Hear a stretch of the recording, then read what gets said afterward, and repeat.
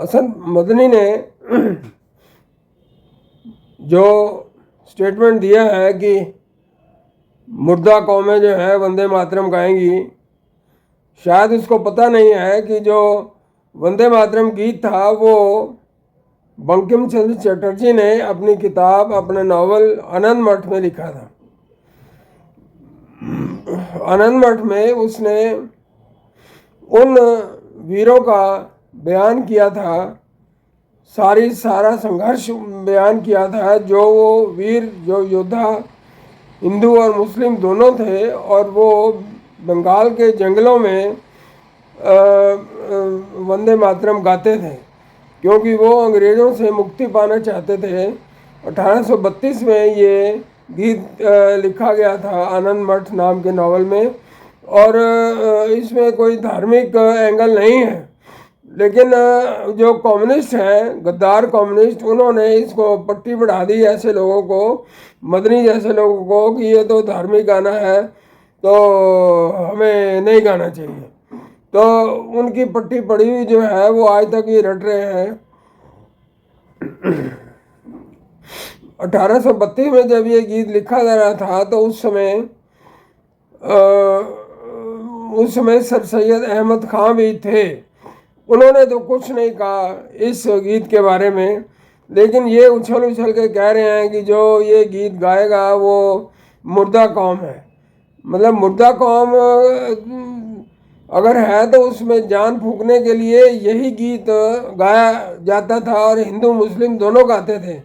जो सिपाही थे, जो देश के लिए आज़ादी की लड़ाई लड़ रहे थे अंग्रेज़ों के खिलाफ, वो ये करते थे। उसके बाद जो है 1857 हुआ, 1857 हुआ, और 1857 में भी ऐसे ही मदनी जैसे लोगों की गलतियों की वजह से वो युद्ध, जीता हुआ युद्ध, हार गए।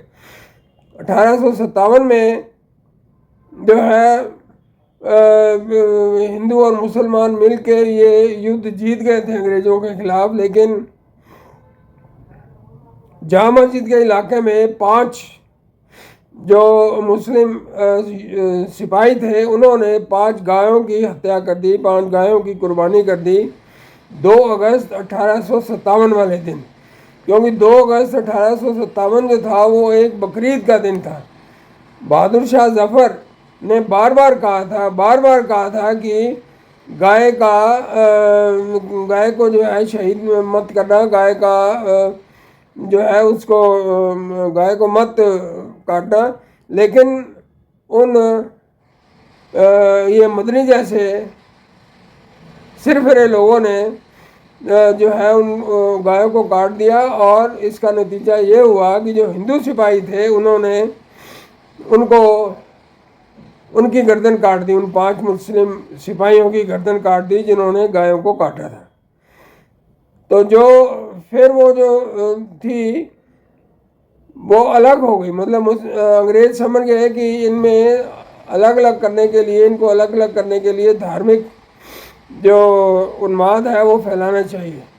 बहादुर शाह जफ़र के कहने के बावजूद भी उन्होंने उसकी बात नहीं मानी। हालांकि उसको उन्होंने अपना बादशाह माना था और उसके सामने कस्में खाई थी कि हम जो आप कहेंगे वो करेंगे, लेकिन उन्होंने नहीं किया। तो इस तरह से उन लोगों ने बहुत गलत किया, और वही जो गलती है ये मदनी जैसे लोग कर रहे हैं। मदनी जैसे लोग जो हैं वो भड़काते हैं। ये कोई धार्मिक गाना नहीं है वंदे मातरम, इसको पढ़ना चाहिए।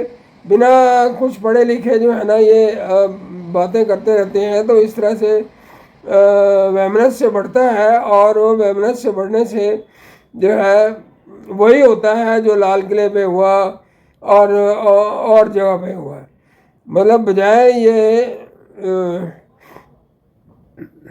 भाईचारा बढ़ाने के, बात तो करते हैं भाईचारे की, लेकिन बात करते हैं जहरीली, बात करते हैं वही जो उन सिपाहियों ने की थी, मुस्लिम सिपाहियों ने। भारतीय सिपाहियों ने उनकी गर्दन इसलिए काटी, हिंदू सिपाहियों ने, क्योंकि वो तो गाय की रक्षा के लिए ही 1857 के युद्ध में उतरे थे। मतलब गाय का जो मांस था, गाय का जो चर्बी थी, वो इस्तेमाल की जाती थी उस बुलेट में।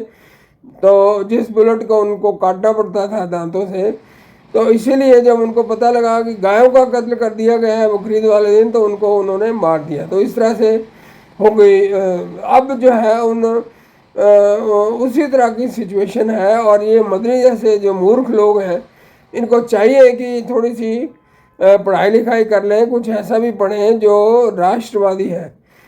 जो राष्ट्रवादी साहित्य पढ़ेंगे तो तभी इनको कुछ थोड़ी बहुत अकल आएगी, नहीं तो बहुत मुश्किल हो जाएगा। धन्यवाद।